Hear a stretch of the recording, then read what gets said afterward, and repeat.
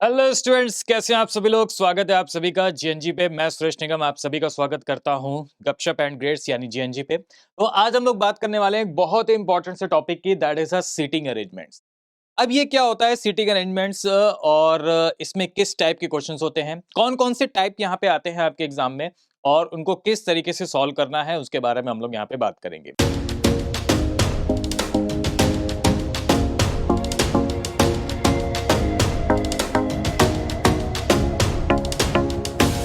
तो सबसे पहले अगर हम बात करें यहाँ पे जो टॉपिक है आपका वो कौन सा है, सीटिंग अरेंजमेंट्स। यानी एक तरीके से क्या होता है, बैठने की व्यवस्था। आप किस तरीके से कितने पर्सन्स को, 6 पर्सन्स होते हैं, कभी 7 पर्सन्स होते हैं, कभी 5 पर्सन्स होते हैं, ठीक है। तो उनको आप किस तरीके से, कैसे उनके अकॉर्डिंग टू क्वेश्चन के अकॉर्डिंग आप बैठा सकते हो, जैसा कि क्वेश्चन में कहा गया है। क्लियर है।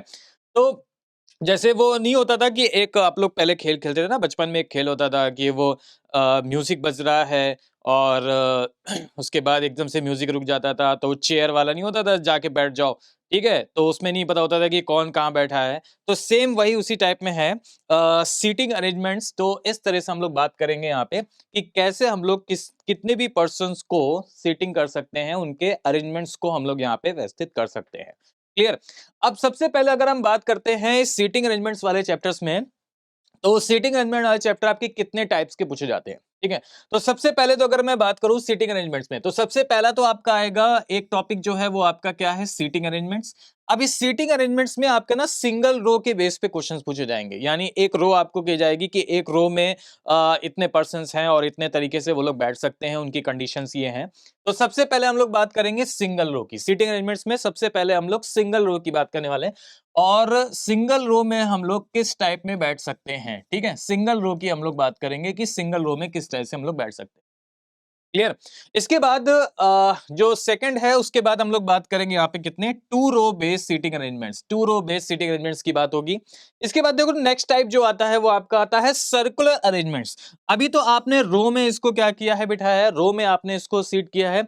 लेकिन अब यही चीज अगर सर्कुलर में आ जाती है या एक राउंड टेबल में आ जाता है, ठीक है, सर्कुलर में आ जाती है, तो आप उसको किस तरीके से बिठा सकते हो, तो वो चीज होती है आपकी सर्कुलर अरेंजमेंट्स में, सर्कुलर चीजों में, ठीक है।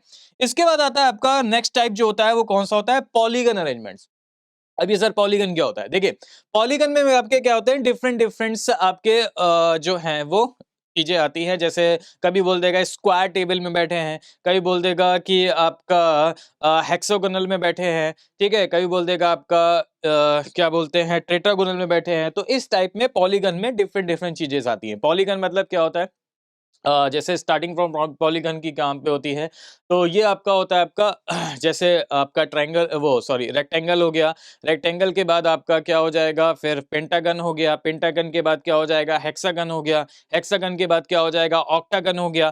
ठीक है, तो डिफरेंट डिफरेंट तरीके से हम लोग इसको पॉलीगन्स के अरेंजमेंट्स को फाइंड कर सकते हैं। तो इसके बारे में हम लोग बात करेंगे। तो आज की इस वीडियो में हम लोग बात करने वाले हैं ओनली टू टाइप्स। तो सबसे पहले हम लोग बात करेंगे सिंगल रो के बेस में, कि सिंगल रो के बेस में हम लोग क्वेश्चंस को कैसे फाइंड आउट करते हैं, किस तरीके से हमें सॉल्व करना है, क्या अप्रोच लगानी है, और किस तरीके से हम लोग सॉल्व कर सकते हैं। टू रो बेस वाले क्वेश्चंस को हम लोग किस तरीके से सॉल्व कर सकते हैं। तो ये दो हम लोग टॉपिक की बात करेंगे। एक हो गया आपका single row base questions, and दूसरा होता है आपका डबल रो बेस क्वेश्चन, ठीक है, यानी टू रो बेस क्वेश्चन, ठीक है। अब एक चीज और भी है कि जब हम सिंगल रो की बात करते हैं, ठीक है, जब हम बात करेंगे यहाँ पे किसकी, सिंगल रो के बेस की अगर हम लोग बात करेंगे, तो सिंगल रो में आपसे या तो आपसे क्वेश्चन भी ये कह देगा कि सिंगल रो में बैठे हैं, सपोज 5 पर्सन बैठे हैं, और इन सभी का जो फेसेस है, इन सभी के जो फेसेस है उनकी डायरेक्शंस है कहाँ पे, नॉर्थ। तो या तो आपसे कह देगा कि नॉर्थ साइड में है सभी की फेशंस, ठीक है, या तो आपसे कह देगा कि साउथ में है सभी की आपकी फेसेस, या तो आपसे कह देगा कि ईस्ट में है आपकी सभी की फेसेस, या फिर आपसे कह देगा कि वेस्ट में है आपकी सभी का फेसेस, ठीक है। तो इस तरीके से कोई भी डायरेक्शंस में आपकी फेसेस कह सकता है, नॉर्थ में भी कह सकता है, साउथ में भी कह सकता है, ईस्ट में भी कह सकता है, और वेस्ट में भी आपका यहाँ पे कह सकता है। क्लियर है। एक चीज और बता देता हूं मैं आपको कि जब भी अगर आपसे कहेगा नॉर्थ साइड में, तो नॉर्थ साइड की अगर सभी की फेसेस है, सपोज यहाँ पे अगर सभी का फेसेस है, तो राइट डायरेक्शंस आपकी कौन सी होगी, राइट आपका हो जाएगा ये आपकी राइट डायरेक्शंस हो गई है। और लेफ्ट आपका कौन सा हो जाएगा, लेफ्ट आपका हो जाएगा ये। और ये हम लोग बहुत अच्छी तरीके से कवर कर चुके हैं हमारे डिस्टेंस एंड डायरेक्शंस वाले चैप्टर्स में, कि अगर नॉर्थ फेसेस में है तो हमें अगर राइट मुड़ना है तो हम इस तरफ जाएंगे, लेफ्ट मुड़ना है तो इस तरफ जाएंगे। अगर ईस्ट में है फेसेस, ईस्ट में फेसेस है तो हमारा राइट डायरेक्शन होगा इस तरफ और लेफ्ट होगा हमारे पे कौन सा, इस तरफ होगा। क्लियर है। अगर हमारी साउथ डायरेक्शन है, साउथ में अगर सभी लोग फेस करके बैठे हैं तो हमारा जो राइट होगा वो हमारा होगा इस तरफ होगा राइट, और लेफ्ट हमारा जो होगा वो इस तरफ होगा। तो ये हम लोग बहुत ही अच्छे तरीके से कवर कर चुके हैं डिस्टेंस एंड डायरेक्शंस वाले चैप्टर में। क्लियर है। तो वैसे भी मैंने आपको यहाँ पे बता दिया कि कब कौन डायरेक्शंस में बैठे हैं सिंगल रो के बेस में, तो उस टाइप से। दूसरा, डबल रो के बेस में कैसे क्वेश्चंस आते हैं उसके बारे में भी आप समझ लो। ये तो हो गया सिंगल रो के बेस में कि एक ही रो आपको दी जाएंगी और उसमें 4 लोग या 5 लोग या 6 लोग बैठे होंगे अकॉर्डिंग टू देयर कंडीशंस के अकॉर्डिंग, ठीक है, उनको आपको बैठाना होगा।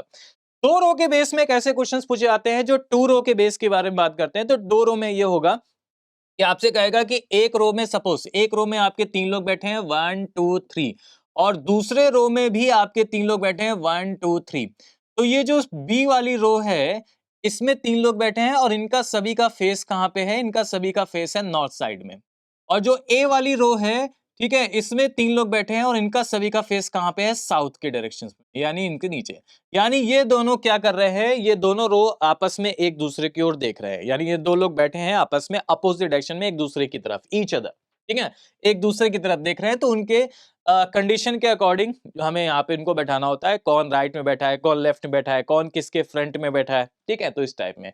तो इसमें आता है आपका टू रो के बेस में आपकी क्वेश्चन, ठीक है। जब आगे हम लोग बात करेंगे नेक्स्ट वीडियोस में सर्कुलर अरेंजमेंट्स की, तो हम आपको बताएंगे कि सर्कुलर अरेंजमेंट्स में किस टाइप के क्वेश्चन पूछे जाते हैं, क्या कॉन्सेप्ट होता है इसका, पॉलीगन अरेंजमेंट्स को कैसे हम लोग सॉल्व करते हैं और क्या अरेंजमेंट्स क्वेश्चंस होता है, क्या कॉन्सेप्ट होते हैं, ठीक है, इसके बारे में बात करेंगे। तो आज हम लोग बात करेंगे सीटिंग अरेंजमेंट में single row and two row based के क्वेश्चंस, ठीक है। अब कुछ एक और पॉइंट है यहाँ पे बहुत ही बढ़िया सा, जब भी हम सीटिंग अरेंजमेंट्स की बात करते हैं, ध्यान से समझिएगा, जब भी हम सीटिंग अरेंजमेंट्स की बात करेंगे तो आपको कुछ चीजें जो है वो क्लियर होनी चाहिए, ठीक है, कुछ चीजें आपकी क्या होनी चाहिए, क्लियर होनी चाहिए। जैसे मैंने अभी आपको बताया सारी चीजें, in this question you have to arrange a group of person full in certain conditions, here we can classify this problem four types. Linear arrangements मतलब आपका क्या होता है, सिंगल रो अरेंजमेंट्स होता है, जो भी हमने आपको बताया लीनियर अरेंजमेंट्स में बैठेंगे, चाहे वो नॉर्थ में हो, चाहे वो ईस्ट में हो, चाहे वो वेस्ट में हो। टू रो सीक्वेंस की अगर हम बात करेंगे तो ये टू रो सीक्वेंस होता है, इन दो रो में आपको बैठा जाता है, ठीक है। और सर्कुलर अरेंजमेंट्स के बारे में मैं आपको थोड़ा सा बता देता हूँ। सर्कुलर अरेंजमेंट में क्या होता है, एक राउंड टेबल में बैठे होते हैं, एक यहाँ बैठा है, एक यहाँ बैठा है, एक यहाँ बैठा है, एक यहाँ बैठा है, ठीक है, कौन किसके अपोजिट में है तो उसके बारे में हम लोग बात करेंगे आगे नेक्स्ट वीडियो में। पॉलीगन अरेंजमेंट्स में कभी आपका आ सकता है या तो पेंटागन आ सकता है या तो हेक्सागन आ सकता है, ठीक है। तो अगर मान लीजिए आपका क्या आया है यहाँ पे, पेंटागन आया है तो 1 2 3 4 5, हेक्सागन आया तो 1 2 3 4 5 6, ये आपका हेक्सागन हो गया। तो हेक्सागन में भी आपके कितने तरीके से बैठ सकते हैं, क्या क्या चीजें हैं, उनके बारे में हम लोग बात करेंगे नेक्स्ट वीडियो में, ठीक है। तो ये था हमारे पास जो मैंने आपको बताया। अब एक चीज और पॉइंट और भी है कि जब भी हम लोग सीटिंग अरेंजमेंट्स को सॉल्व करते हैं तो उसके कुछ इंपॉर्टेंट पॉइंट्स हैं, कुछ चीजें आपको ध्यान रखनी है, कुछ चीजें आपको पता होनी चाहिए पहले से, ठीक है। और वो क्या चीजें हैं वो देखिए। कह रहा है कि things to remember for linear arrangements, जब भी आप लीनियर अरेंजमेंट्स को सॉल्व कर रहे हो, ठीक है, तो आपको कुछ चीजें यहाँ पे पता होनी चाहिए। क्या? पहला पॉइंट, पहला पॉइंट क्या है कि when you don't know the direction of facing, यानी अगर क्वेश्चन में आपको फेसिंग की डायरेक्शंस नहीं दी गई है, सिर्फ इतना कहा गया है कि in there are 6 person sitting in a row. अब ये नहीं कहा गया है कि उन पर्सन का फेसिंग नॉर्थ की तरफ है, या उस पर्सन का फेसिंग साउथ की तरफ है, या उस पर्सन का फेसिंग वेस्ट की तरफ है, या उस पर्सन का फेसिंग ईस्ट की तरफ है, ये आपको मेंशन नहीं है। यानी आपको अगर डायरेक्शन ऑफ फेसिंग मेंशन नहीं है तो एक चीज हमेशा ध्यान रखिएगा, जैसे एक डिफॉल्ट का एक ऑप्शन होता है ना, बाय डिफॉल्ट, ठीक है ना, तो वही चीज है कि अगर आपको डायरेक्शन ऑफ फेसिंग मेंशन नहीं है तो बाय डिफॉल्ट आपको उस क्वेश्चन को नॉर्थ डायरेक्शंस में सॉल्व करना हो। आप उस डायरेक्शन को किस में सॉल्व करोगे, नॉर्थ डायरेक्शन में, कि उन सभी का जो फेसेस है वो किस में है, वो नॉर्थ डायरेक्शंस में, क्लियर है? तो अगर पहला पॉइंट आपको हमेशा ध्यान रखना है कि अगर कभी भी क्वेश्चन में facing of direction of facing अगर मिसिंग ना हो, सॉरी मिसिंग हो, ठीक है, तो आपको क्या करना होगा, नॉर्थ डायरेक्शन में उसको सॉल्व करना होगा। और अगर आपको ये पता है कि when you know the direction of facing, second point, अगर आपको ये पता है कि when you know the direction of facing, कि उनका फेस किस डायरेक्शन में है, जैसे फॉर एग्जांपल अपवर्ड भी हो सकता है, अपवर्ड मींस आपका ऊपर की तरफ हो सकता है यानी नॉर्थ की तरफ, ठीक है, नॉर्थ भी बोल सकता है और अपवर्ड भी बोल सकता है, ये दोनों ही आपके आ सकते हैं, ठीक है। डाउनवर्ड मतलब क्या हो गया, नीचे की तरफ हो गया इस तरीके से, तो डाउनवर्ड भी कह सकता है और साउथ डायरेक्शंस में भी कह सकता है, या फिर आपका होगा ईस्ट डायरेक्शंस में भी हो सकता है, एटीसी आगे वेस्ट डायरेक्शंस में भी हो सकता है, तो इस तरीके से।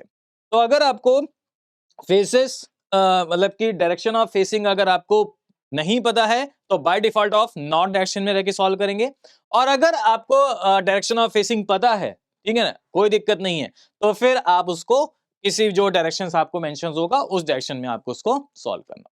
क्लियर है? चलो भाई बहुत बढ़िया, क्या बात है, बहुत बढ़िया, इतना क्लियर हो गया। अब कुछ और पॉइंट हैं जो आपको कॉन्सेप्ट में ध्यान रखने हैं, लीनियर अरेंजमेंट्स में या डबल रो अरेंजमेंट्स में, कैसा भी में भी, या क्वेश्चंस कैसे पूछे जाते हैं किस टाइप में, तो कुछ चीजें हैं जो आपको रिमेंबर रखनी है, कुछ चीजें जो हैं वो आपको पता होनी चाहिए। जैसे यहाँ पे एक अरेंजमेंट्स बना हुआ है लीनियर अरेंजमेंट्स का, A B C D E F G, इस तरीके से ये आपका क्या है, ये बना हुआ है, ठीक है। अब देखो, there are few conclusion which have to make from above. कुछ कभी कदार क्या होता है कि कुछ ऐसे कंक्लूजन्स होते हैं जो आपके स्टेटमेंट में यानी कंडीशंस में दिए जाएंगे और आपको उनको पता होना चाहिए। कई बार लोग उसमें भी कंफ्यूज हो जाते हैं कि सर इस स्टेटमेंट का एक्चुअल मीनिंग क्या है, या ये जो कंडीशन दी गई है इसका एक्चुअल मीनिंग क्या है। तो वो चीजें कुछ आपको पहले से पता होनी चाहिए, ठीक है, तभी आप आगे सॉल्व कर पाओगे क्वेश्चंस को, ठीक है, या फिर कंडीशंस को। तो अब अगर आपसे कह रखा है, देखो, या तो आपसे ये कहेगा, सबसे पहला पॉइंट की हम लोग बात करते हैं, या तो आपसे कहेगा क्या, इमीडिएट लेफ्ट। अब देखिए, इमीडिएट लेफ्ट और इमीडिएट राइट, ठीक है, ये क्या होते हैं, या तो आपसे कहेगा इमीडिएट लेफ्ट या तो आपसे कहेगा इमीडिएट राइट, ठीक है। तो इमीडिएट लेफ्ट और इमीडिएट राइट का मींस क्या होता है? इमीडिएट लेफ्ट और इमीडिएट राइट का मींस ये होता है कि सपोज अगर मैंने ये कहा, सपोज अगर मैंने ये कहा कि भाई ये ई है, ई, ठीक है, और इन सभी का जो फेसेस है वो बाय डिफॉल्ट नॉर्थ की तरफ है। इन सभी का फेसेस क्या है, बाय डिफॉल्ट नॉर्थ की तरफ है। अगर मेंशन होगा तो वाला फेस ले लेंगे, नहीं मेंशन है तो बाय डिफॉल्ट नॉर्थ ले लेंगे, ठीक है। इन सभी का फेसेस नॉर्थ की तरफ है। तो इमीडिएट लेफ्ट और इमीडिएट राइट का मींस क्या होता है कि सपोज अगर आपसे ये पूछा जाए कि बताइए ई के इमीडिएट राइट कौन पर्सन है, ई के इमीडिएट राइट कौन पर्सन है, which person is the immediate right of E, E के इमीडिएट राइट कौन पर्सन है। तो राइट कौन सा होता है नॉर्थ डायरेक्शन में, राइट हम लोग ऐसे चलेंगे और लेफ्ट हम लोग कैसे चलते हैं, ऐसे चलते हैं, ठीक है ना। तो राइट डायरेक्शन आपका इस तरफ होगा, ऐसे इस तरफ होगा राइट डायरेक्शन, और लेफ्ट डायरेक्शन जो होगा वो आपका इस तरफ होगा, ठीक है। तो अगर आपसे कहा जाए कि ई के इमीडिएट राइट कौन है, ई के इमीडिएट राइट कौन है, ठीक है, तो आप देखो क्या होगा यहाँ पे, इमीडिएट राइट की अगर हम बात करेंगे तो उसके जस्ट एडजेसेंट वाला होगा, जस्ट एडजेसेंट वाला होगा, यानी ई का इमीडिएट राइट, राइट ऐसे है तो ई का इमीडिएट राइट कौन सा हो जाएगा, एफ। ई का इमीडिएट राइट कौन सा हो गया, एफ। और अगर इमीडिएट लेफ्ट की बात करता है तो ई का इमीडिएट लेफ्ट कौन सा हो जाएगा, डी। इमीडिएट लेफ्ट, इसके जस्ट तुरंत जस्ट एडजेसेंट में कौन होगा, वही आपका आंसर होगा डी। तो ई का इमीडिएट राइट हो जाएगा हमारे पास एफ, ई का इमीडिएट लेफ्ट हो जाएगा हमारे पास कौन सा, ठीक है। अच्छा, अब एक चीज और भी है, इमीडिएट राइट और इमीडिएट लेफ्ट, ये तो आप समझ गए, लेकिन अगर आपसे कभी कदार ऐसे कह दे कि राइट ऑफ ए या फिर इमीडिएट राइट ऑफ ए, इसका क्या मीन्स होता है? राइट ऑफ ए और इमीडिएट राइट ऑफ ए का मतलब क्या होता है, तो इस चीज को समझो। राइट ऑफ ए और इमीडिएट राइट ऑफ ए का मतलब क्या होता है? तो राइट ऑफ ए का मतलब ये होगा, अब देखो इमीडिएट राइट का मतलब तो आप समझ गए कि अगर मैंने आपसे कहा कि इमीडिएट राइट ऑफ ए कौन सा होगा, तो ए का इमीडिएट राइट कौन सा है, आप बताओ, बी। ए का इमीडिएट राइट कौन सा होगा, बी होगा। लेकिन अगर आपसे कह रहा है कि राइट ऑफ ए, तो राइट ऑफ ए में ये सारे आ जाएंगे। राइट ऑफ ए में आपका बी भी होगा, सी भी होगा, डी भी होगा, ई भी होगा, एफ भी होगा और जी भी होगा। क्लियर? तो ये डिफरेंस है यहाँ पे इमीडिएट राइट और राइट ऑफ ए में। सेम ऐसे ही टू द लेफ्ट और टू द राइट, इसमें क्या होगा, टू द लेफ्ट, और टू द राइट का मीन्स क्या होता है, ठीक है। तो अगर मैंने आपसे कहा कि बताइए सी का टू द राइट कौन है, तो सी के टू द राइट में डी भी है, ई भी है, एफ भी है और जी भी है। तो ये लैंग्वेज है जो आपके एग्जाम में डिफरेंट डिफरेंट तरीके से यूज हो सकती है, चाहे टू द राइट की बात करें या राइट की बात करें, बात एक की है, ठीक है ना।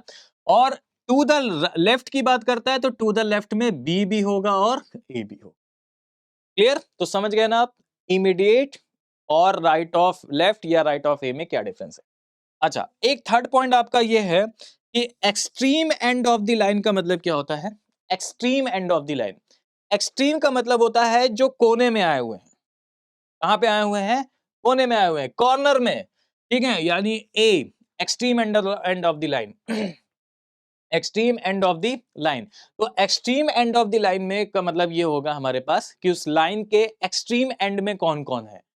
उस लाइन के, जैसे एक लाइन है हमारे पास, ये एक लाइन है, इसके एक्सट्रीम एंड्स में कौन कौन है, ठीक है ना, एक्सट्रीम एंड में कौन कौन है।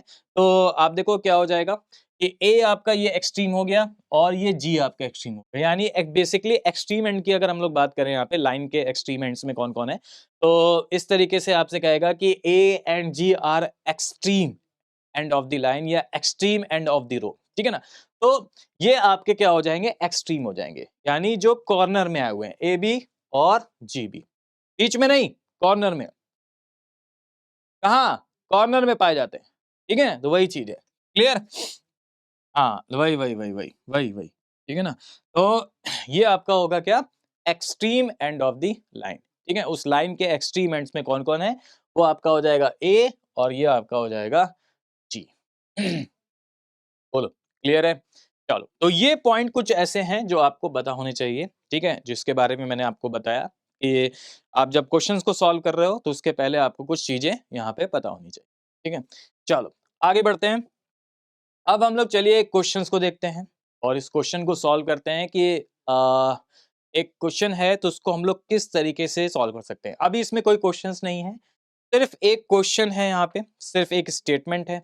स्टेटमेंट को पहले आपको समझना है कि आपको स्टेटमेंट को कैसे फॉलो करना होता है, आपको लीनियर अरेंजमेंट्स को कैसे सॉल्व करना होता है, ठीक है ना। क्लियर, चलिए, तो सबसे पहला जो यहाँ पे पॉइंट है सॉल्व करने का वो ये है क्या, कि अगर हम किसी भी रो बेस को सॉल्व कर रहे हैं, ठीक है ना, किसी भी डबल रो बेस को सॉल्व कर रहे हैं या कोई भी सीटिंग अरेंजमेंट्स को सॉल्व कर रहे हैं, चाहे वो सर्कुलर हो, चाहे वो पॉलीगन हो, चाहे वो डबल रो बेस्ड हो, चाहे वो सिंगल रो बेस्ड हो, सबसे पहला पॉइंट आपका ये होता है कि उस स्टेटमेंट में अगर कोई भी डेफिनेट चीज आपको दे रखी है तो उसको पहले पिक करना है, ठीक है। यानी अगर कोई चीज डेफिनेट आपको पता है कि हाँ ये तो 100% कंफर्म है, यहाँ होगी होगी, तो उसको आपको पहले सॉल्व करना, उसके बाद फिर इनडेफिनेट चीजों को लेके चलते हैं और उसके अकॉर्डिंग हम लोग अरेंज करते हैं, ठीक है। तो चलिए देखते हैं कि किस टाइप से कैसे सॉल्व करेंगे इस टाइप के क्वेश्चंस को। देखिए क्या कह रहा है यहाँ पे,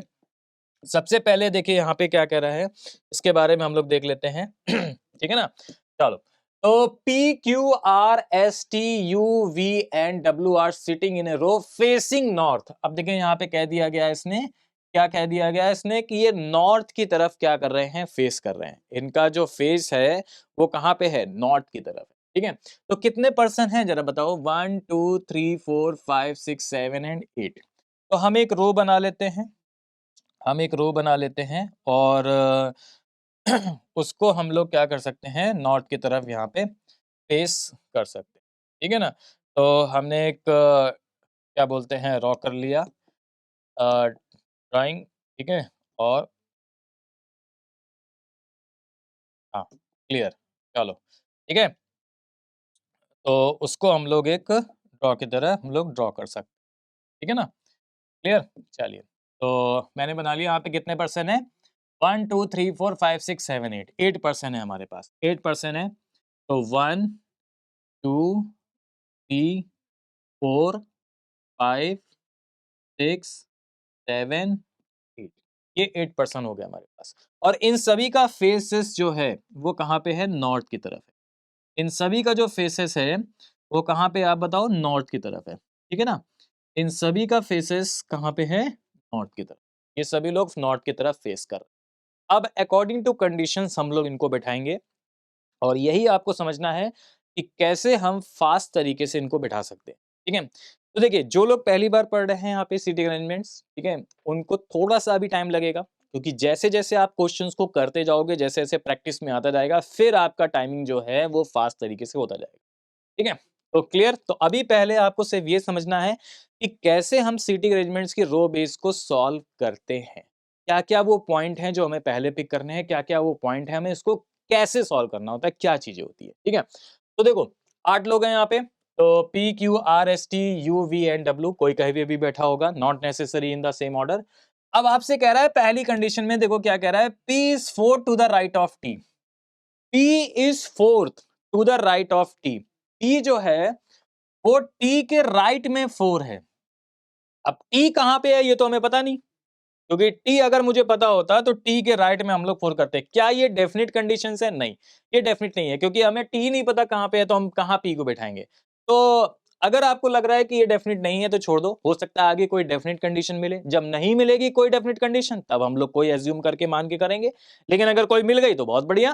ठीक है ना, तो आगे देखो क्या कह रहा है सेकंड वाले में, W is 4 to the left of S। अब ना ही S की कब हमें पता है, ना ही W पता है, S कहाँ पे बैठा है ये भी नहीं कुछ कहा गया है, तो W हम लोग कहाँ बैठाएंगे, नहीं ये भी डेफिनेट नहीं है, छोड़ दो इसको, आगे बढ़ते हैं। हो सकता है आगे कोई हमें डेफिनेट कंडीशन मिले, जरूरी नहीं है कि आपको डेफिनेट कंडीशन मिले ही मिले, कई बार ऐसा ही आता है कि डेफिनेट कंडीशन नहीं भी मिलती है, तो आपको एज्यूम करके करना पड़ेगा। ठीक है ना, क्लियर। लेकिन अगर मिल जाएगी तो बहुत अच्छी बात है। चलो आगे देखते हैं। आगे कह रहा है कि R and U which are not at the ends are neighbor of Q and T respectively। ठीक है, R and U which are not at the ends, इसका मतलब क्या है? इसका मतलब ये है कि R और U कभी भी आपके कॉर्नर में नहीं आएंगे।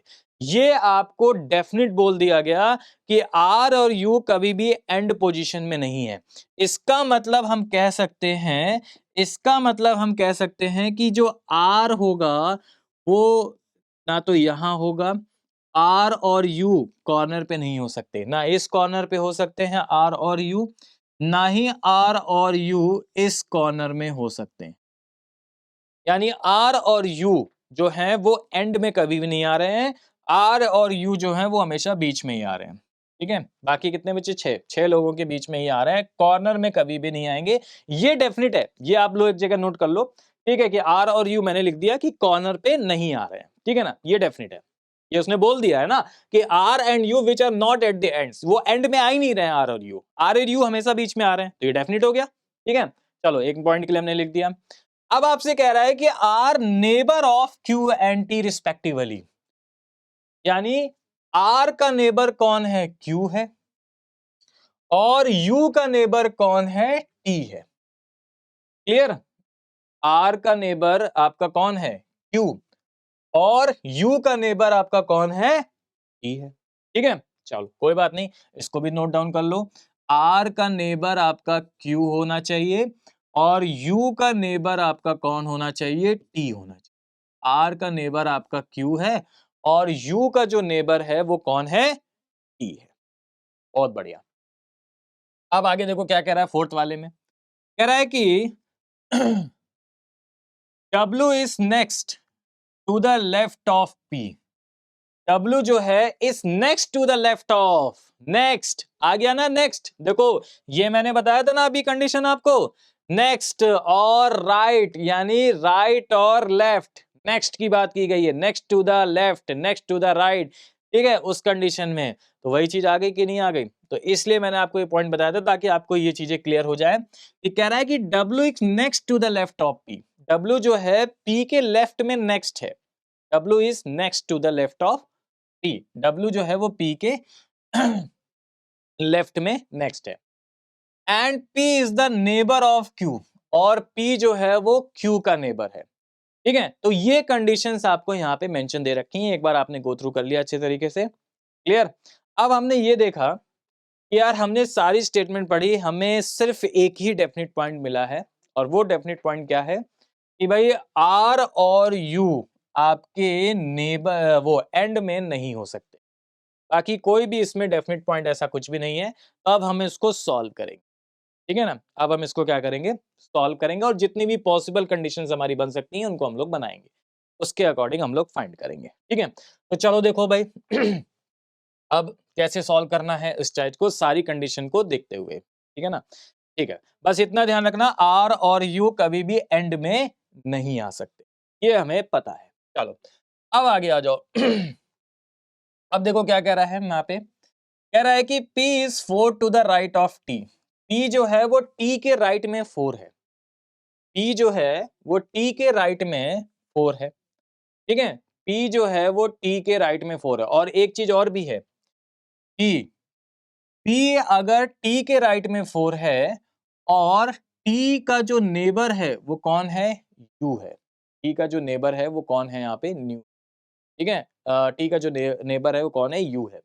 ठीक है, और आपसे कह रहा है P is 4 to the right of T। P जो है T के राइट में 4 है, तो कोई बात नहीं, बहुत बढ़िया। तो आप बताइए P को आप कहाँ करेंगे, P को हम कहीं भी कर सकते हैं। ठीक है ना, और W is 4 to the left of S। W जो है वो S के लेफ्ट में 4 है। ठीक है, और W is next to the left of P।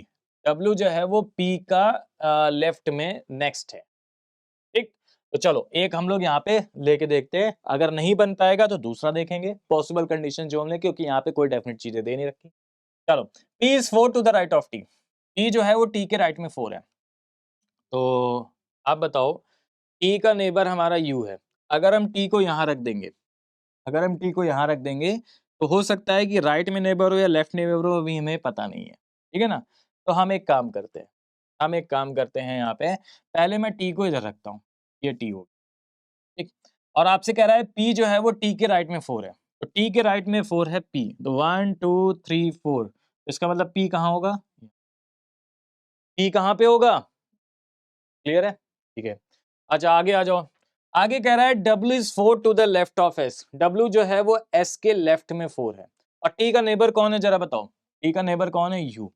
तो T का नेबर अगर U है तो U को मैंने यहाँ पे रख दिया, अभी देखते हैं बनेगा कि नहीं, तो फिर पता चल ही जाएगा एक बार बनाने से। ऐसे ही आपको देखना है, ठीक है, मैं आपको वो कंडीशन बता रहा हूँ कि आपको कैसे प्रैक्टिस करनी है, कैसे देखना है, कैसे पॉसिबल कंडीशंस बनानी है।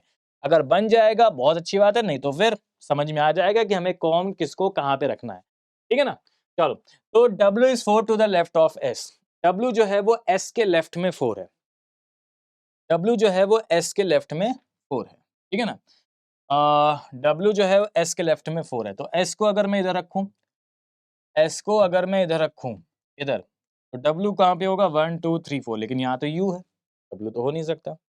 W जो है वो S के लेफ्ट में 4 है, और W is next to the left of P। W जो है वो P के लेफ्ट में W है, तो P के लेफ्ट में W है, तो 1 2 3 4, तो P के लेफ्ट में W है, तो यानी ये देखो ये कंडीशन कह रहा है ना, W is next to the left of P।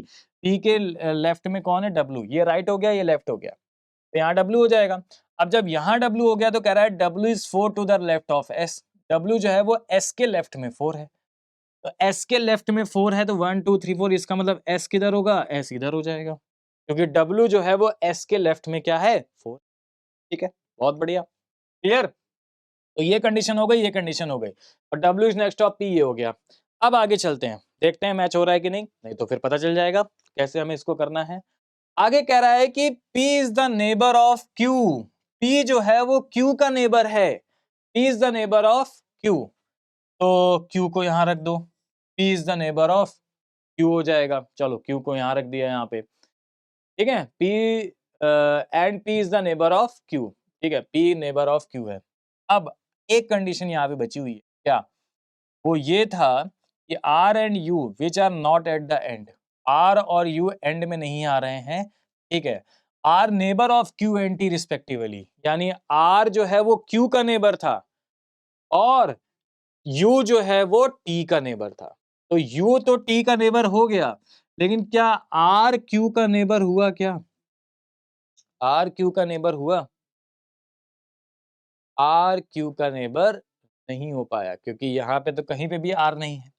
तो इसका मतलब ये हमारी कंडीशंस क्या है, रॉन्ग है, हमने कहीं ना कहीं किसी एक को गलत तरीके से बिठाया। ठीक है, तो ये अब आपकी समझ में आ गया ना कि कैसे हमें पिक करना है, कैसे हमें सॉल्व करना है, बस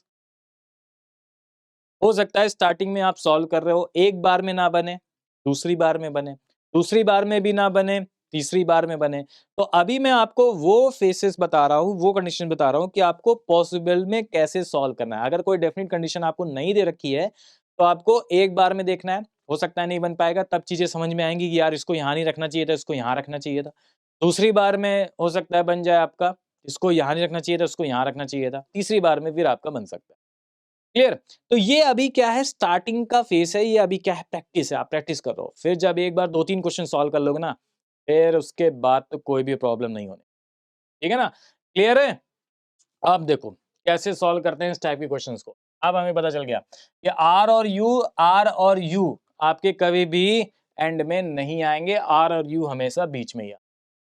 अब तो जो जो हमें यहाँ पे दे रखा है उसके अकॉर्डिंग पहले हम देख लें। यहाँ पे क्या देख लें, यहाँ पे हमें क्या करना है, हमें ये कह रहा है कि P is 4 to the left of T।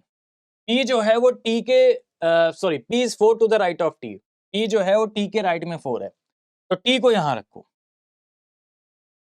अब P कहां होगा, T के राइट में 4 होगा, 1 2 3 4 यहाँ पे P हो। ठीक है, W is 4 to the left of S। W जो है वो S के लेफ्ट में 4 है।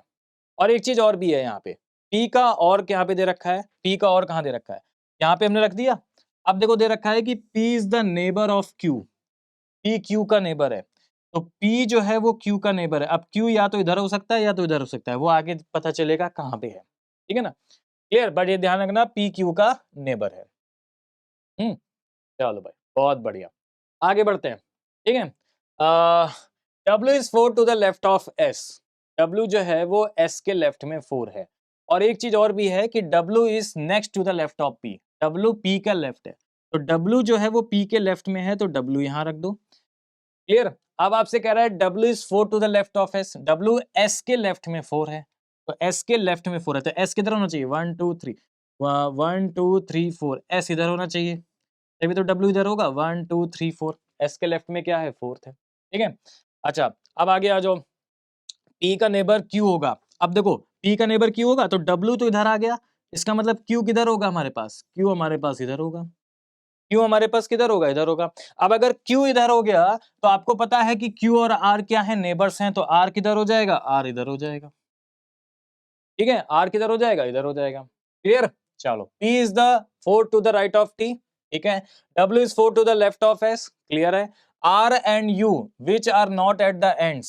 तो R और U कभी भी एंड्स में नहीं आएंगे। ठीक है, R neighbour of Q and T। तो R Q का नेबर हो गया और U T का नेबर हो गया।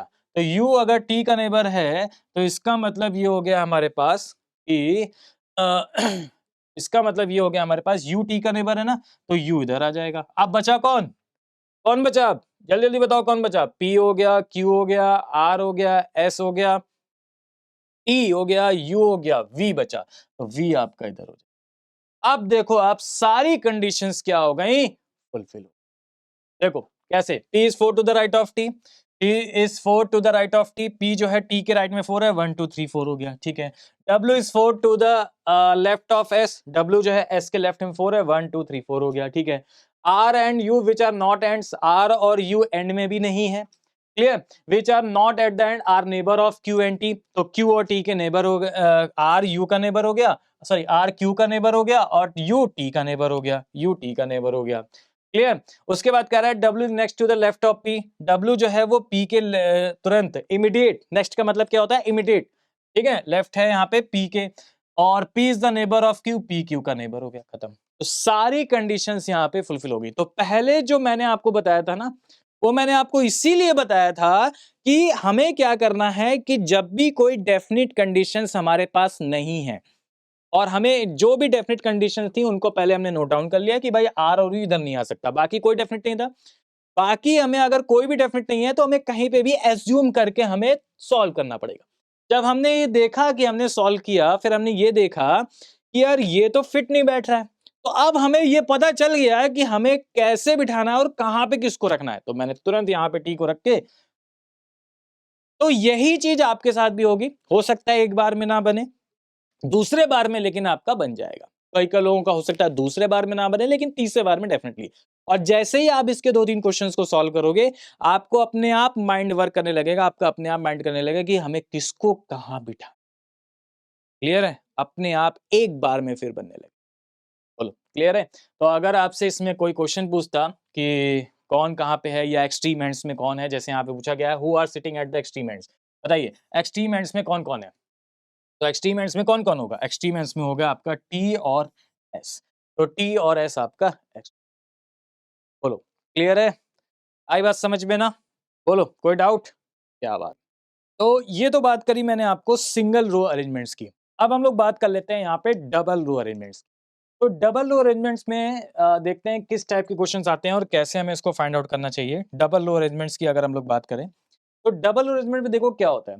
जैसे आपसे कह रहा है कि 6 person M N O P Q and R sitting in 2 rows with 3 person in each row, यानी 3 पर्सन जो है वो आपके ईच रो में है।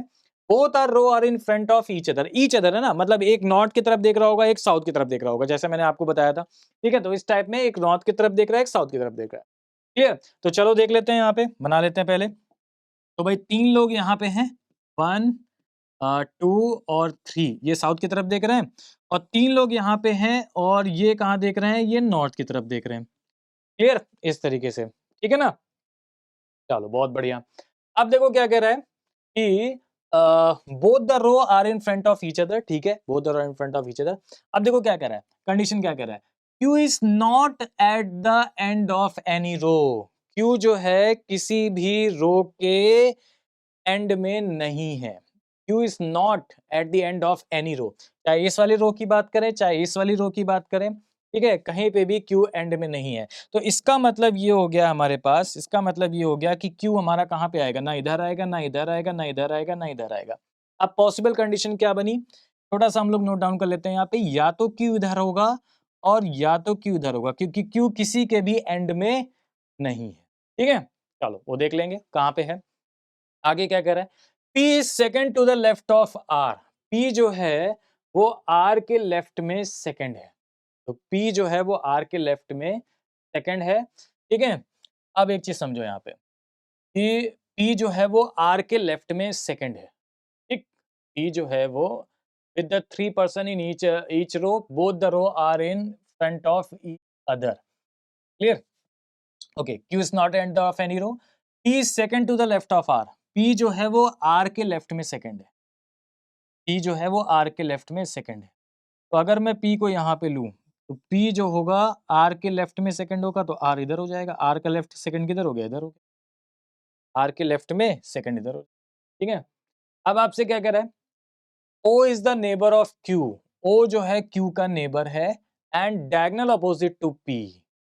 ओके, यानी Q और O एक डायरेक्शंस में यहाँ पे हैं। Q और O यानी एक डायरेक्शन में है, तो इसका मतलब कि आपसे कह रहा है कि O is the neighbour of Q। Q तो O is the neighbour of Q। तो इसका मतलब Q इधर नहीं बैठा है, Q आपका इधर नहीं बैठा है, Q आपका किधर बैठा है, इधर बैठा है।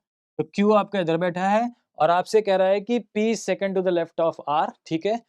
O is the neighbour of Q and diagonal opposite to P, और P की ओर देख रहा है। तो कह रहा है कि O is the neighbour of Q। O यहाँ पे होगा और ये डायगोनल कहाँ पे देख रहा है, P की ओर देख रहा है। डायगोनल कहाँ पे देख रहा है, P की ओर देख रहा है, ठीक है। And N is the neighbour of R, और N जो है वो R का नेबर है, तो N इधर है। N R का नेबर है, N इधर है। सिंपल हो गया। तो आपसे क्या कह रहा है, कितने परसेंट थे, M N O P Q R। M N O P Q R कौन सा बचा, M बचा। कंप्लीट, सिंपल, कुछ भी नहीं है, बहुत ही सिंपल है। ठीक है, तो जैसा मैंने आपको बताया था कि जो भी डेफिनेट कंडीशन है पहले उसको देख लो, उसके बाद हम लोग जिम करके चीजों को सॉल्व कर सकते हैं। ठीक है, तो ये बन गया, सारी कंडीशन फुलफिल हो गई। अब चलो देख लेते हैं। कह रहा है who is front N, N के फ्रंट में कौन है, तो एन के फ्रंट में कौन है भाई, क्यू। एन के फ्रंट में कौन हो जाएगा, क्यू हो जाएगा, कंप्लीट। ठीक है, तो ये तो एक ही क्वेश्चन है इसमें, इस टाइप में, तो हम लोग इसको सॉल्व। तो ये था, मैंने आपको बताया कि सिंगल रो अरेंजमेंट्स को कैसे सॉल्व करना है और डबल रो अरेंजमेंट्स को आपको कैसे सॉल्व करना है। ठीक है, क्लियर। ओके, चलिए अब आगे बढ़ेंगे नेक्स्ट वीडियो में, और नेक्स्ट वीडियो में हम लोग बात करेंगे यहाँ पे सर्कुलर अरेंजमेंट्स को कैसे सॉल्व करते हैं, और पॉलीगन अरेंजमेंट्स को कैसे सॉल्व करेंगे, ठीक है ना? इस टाइप के क्वेश्चंस को, और बाकी एक और क्वेश्चन इसका हम लोग ले लेंगे, ये डबल रो वाले का, तो और अच्छे तरीके से क्लियर हो जाएगा। मिलते हैं नेक्स्ट।